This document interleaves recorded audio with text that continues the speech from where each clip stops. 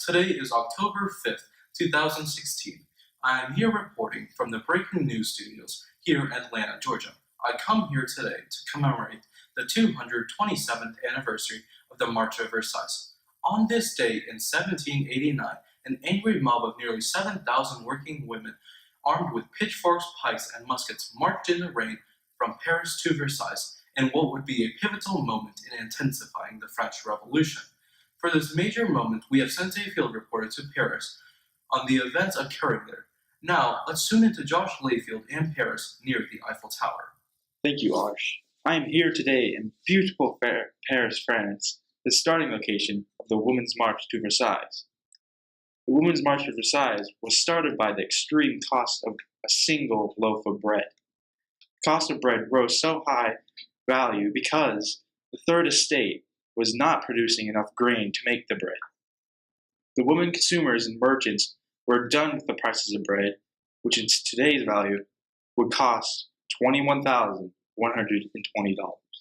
Before they left to Versailles, men and women ransacked Paris City Hall, complaining about the cost of bread and looking for weapons to take to Versailles.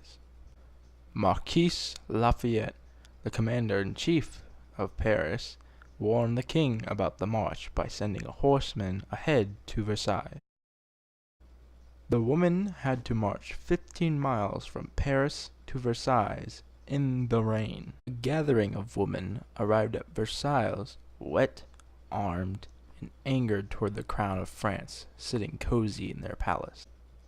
Guards have been set up as a preparation to the march. However, the massive amount of men and women there overwhelmed the guards. As the guards tried to defend the palace, some of the women were able to break in and threaten the king that, if he did not return to Paris, the Queen, Marie Antoinette, would be killed. The king, Louis XVI, agreed to return to Paris on October 6, 1789, to sort out the problem that agitated the public. Overall, the march was effective by making the Crown of France realize the problem that the common people of France face. Back to you, Arsh.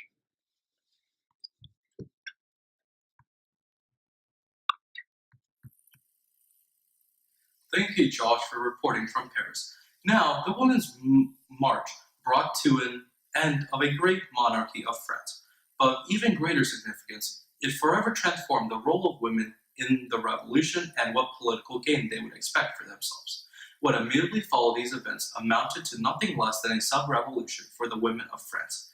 In the wake of their extraordinary success, they quickly began to organize, and just 1 month after the March on Versailles, they would present the new assembly a groundbreaking demand for gender equality. They proposed the Women's Petition to the National Assembly, which was presented to the French Assembly in November 1789, proposing a decree by the National Assembly to give women equality.